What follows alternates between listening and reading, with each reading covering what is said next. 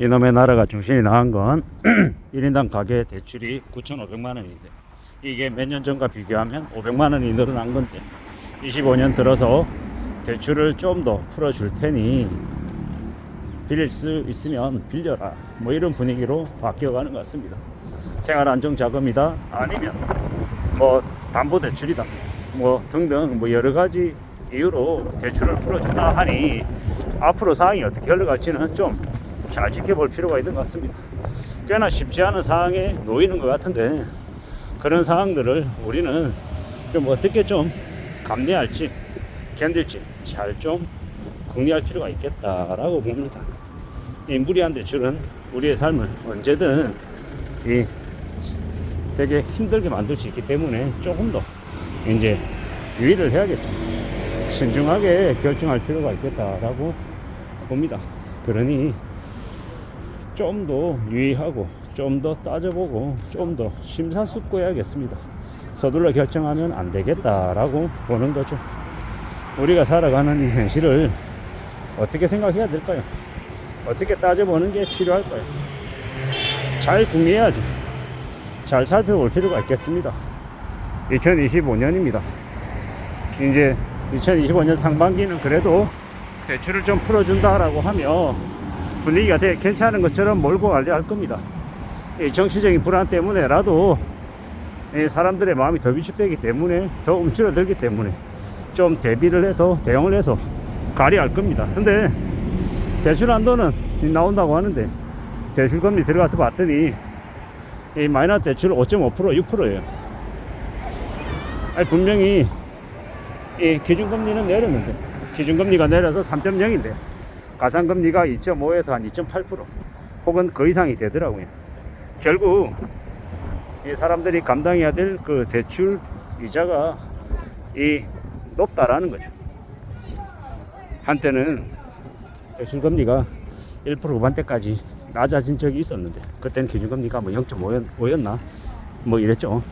근데 지금은 이제 6% 가까이 이제 받고 있으니 확실히 부담이 큰 게 사실이죠.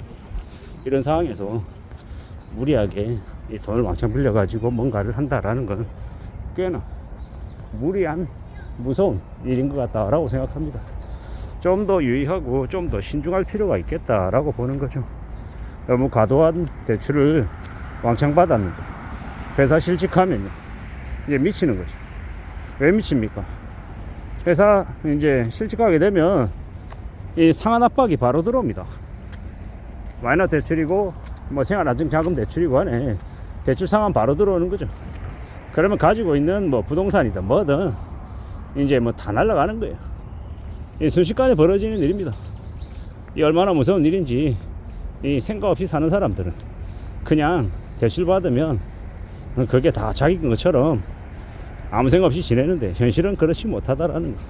앞으로 우리가 이제 짊어지고 가야 될 저 부채에 대한 이 부담은 상상을 초월할 거다라고 생각하고 지내야 됩니다. 앞으로 4년 5년간 많이 힘겨운 시간들이 지속될 겁니다. 어떻게 살아야겠습니까? 어떻게 대비하고 어떻게 대응하며 지내는 게 좋겠습니까? 참 고민스러울 겁니다. 참 답답할 거고요. 그것들을 잊지 말아야 된다라는 겁니다. 그걸 명심하고 살아가야 된다라고 말씀을 드립니다. 막막하죠. 그런 생각들, 그런 이야기들이 많이 막막하고 많이 고민스러울 겁니다. 대출 1억 내는 것도 쉬운 게 아닙니다. 대출 1억 내서 요즘 분위기로 1년에 이자 6%면 600만 원인데 원로 치면 50만 원이죠. 1억 빌리면 50만 원 내야 돼. 이걸 별거 아닌 것처럼 얘기하는 놈들은 제정신이 아닌 놈들이죠. 이걸 우리는 잊지 말아야 된다라고 생각합니다. 정신 바짝 차리고 살아가야죠. 꽤 험난한 상황들이 계속될 것 같습니다. 이런 무시무시한 일을 그냥 놔둬도 될까라고 이제 생각해야죠. 좀 의구심이 드는 겁니다. 좀 우려스러운 겁니다. 참 답답하죠. 참 고민스럽고 참 막막합니다. 잘 생각하고 잘 궁리하고 지내야 되겠습니다. 1억 빌리면 월 이자 50만 원 내야 됩니다. 2억 빌리면 월 이자 100만 원 내야 됩니다. 이 금액이 적은 거냐고. 적지 않죠. 큰 금액입니다. 근데 별로 크지 않다라고 생각하고 사는 사람들이 있어요. 이제 그런 사람들이 이제 힘들어지는 겁니다. 점점 잘 따져보고 지내야 됩니다.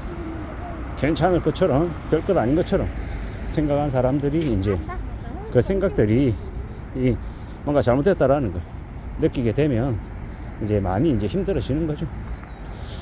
그게 지금의 모습이다라고 생각해야 될 것 같습니다. 잘 좀 궁리해야죠. 잘 따져봐야 될 것 같습니다. 살아가는 게 참 내 마음대로 안 됩니다. 내 마음대로 안 되는데 내 마음대로 될 것처럼 생각하니까 이제 사람들이 꼬이는 겁니다. 미친 또라이들이 되게 많거든요, 요즘은요. 그래서 더 조심해야 될 것 같습니다. 더 유의하고 살아가야 되는 거죠. 참 막막하다라는 것도 명심해야 될 것 같습니다. 여러 가지의 사항들이 있을 텐데 그 많은 사항들을 어떻게 받아들이고 지내야 될까요? 어떻게 궁리해야 될까요? 그런 것들도 고려해야 된다라는 겁니다. 참 답답한 상황들이 많습니다. 많이 우려스럽다라는 거죠. 여러 가지의 고민들, 여러 가지의 걱정들이 많은 게 지금인데 어떻게 살 수 있을지 따져봐야 됩니다. 잘 궁리해야죠. 절대로 살아가는 게 그냥 되는 게 아니다라는 거 명심해야 되겠습니다. 명심하지 않고 살면 이제 그러면 머리가 아픈 겁니다. 좀 더 유의하고 좀 더 조심하고 좀 더 대비하며 지내야죠. 더더욱더 그런 것들이 필요한 겁니다. 살아가는 지금 현실을 절대로 우습게 생각하면 안 된다라고 저는 생각합니다. 안 단단히 먹어야죠. 좀 더 강해져야 될 것 같습니다. 좀 더 강해지고 좀 더 단단해지고 좀 더 애써야 될 겁니다. 그렇게 지내야, 그렇게 각오를 해야, 그래야 길이 열린다라고 봅니다. 참으로 힘든 시기를 지금 지내고 있습니다. 별것 아닌 것처럼 괜찮은 것처럼 이야기하는 이들이 대부분 다 사기꾼이고 가짜입니다. 정신 차리고 살아야죠.